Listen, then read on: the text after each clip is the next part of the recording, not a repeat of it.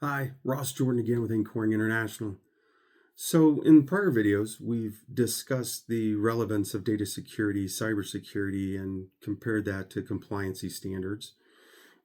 We've also talked about CMMC at its three different levels. Now, what we're going to do is we're going to break down level one of CMMC, the part that's self certified, to 14 different videos that allow you to see the different areas that are required for this and how you can move into CMMC compliance level one. Now, what we're going to do is a little bit different. We're going to try first to put the requirement into plain English so that you know exactly what it is that it's asking you to do. Secondly, I want to address how that impacts your organization and help you answer questions of why does this matter.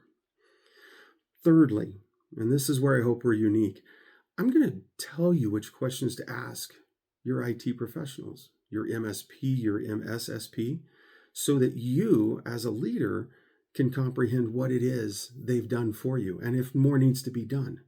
So, what we're going to do is not going to be a comprehensive list of every attribute required. It's intended to get you pointed in the right direction. So if you require level 2 self-certification or your prime tells you you're part of a NIST 800-171 contract, you're going to need a deeper dive. And most likely, just to be safe, I'd build towards tier 1, level 2 anyways. It's going to make your organization safer, and if it ever you do need compliancy, you're already there. As you approach level 2, there are other areas to consider in your journey. For example, with so many more controls required, you need to consider how to manage those controls and those multiple systems, who's in charge of those controls, and so on and so forth.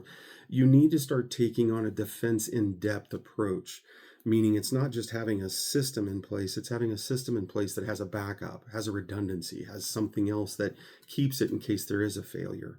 Just a hint, most of your bad guys, your bad actors, they're lazy, right? If they find a way in, they want to do everything they want to do while they're there.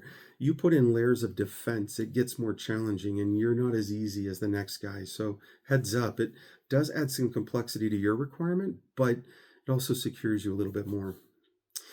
Level 1 is pretty simple, okay? Level 2, tier 1, that's a little more difficult. Just ask more questions as you're going there.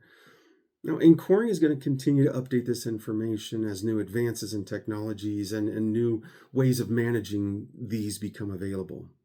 Follow us on LinkedIn, connect with us on our YouTube channel to stay abreast of the updates that we're going to be putting out.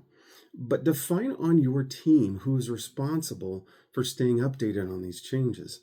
These changes can be done with an executive order.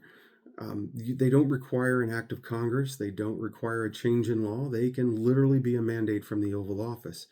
So Incoring will do our best to keep you aware and communicate, but ultimately somebody in your organization needs to remain in charge of keeping this part of your business up to date.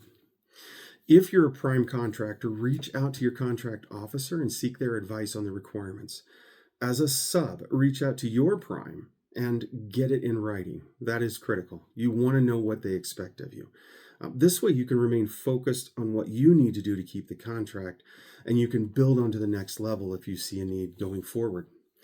Remember too, your ability to speak to these requirements and verify you have them is a huge competitive advantage. So many times in the good old boy systems, somebody gets lazy or they've always had a price competitive advantage or they were married to somebody. That doesn't matter in this system anymore. You've got to be the one that's compliant. So you will start to see the good old boys, if you will, fall off the contract. So it's a prime opportunity to help you become more important to your purveyors.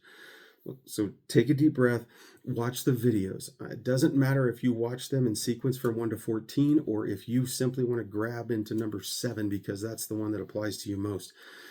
Follow the guidelines that are within them. Ask the questions of your IT team. And of course, if Incoring can help, we'll be glad to help out in any way, shape, or form. If you need any information or you have additional questions, don't hesitate to reach out. I look forward to being a bit of your IT cybersecurity Sherpa on this walk. Please enjoy the videos. If there's any feedback, I'd love to have it. More importantly, if we can be of value to you or your organization, don't hesitate to ask.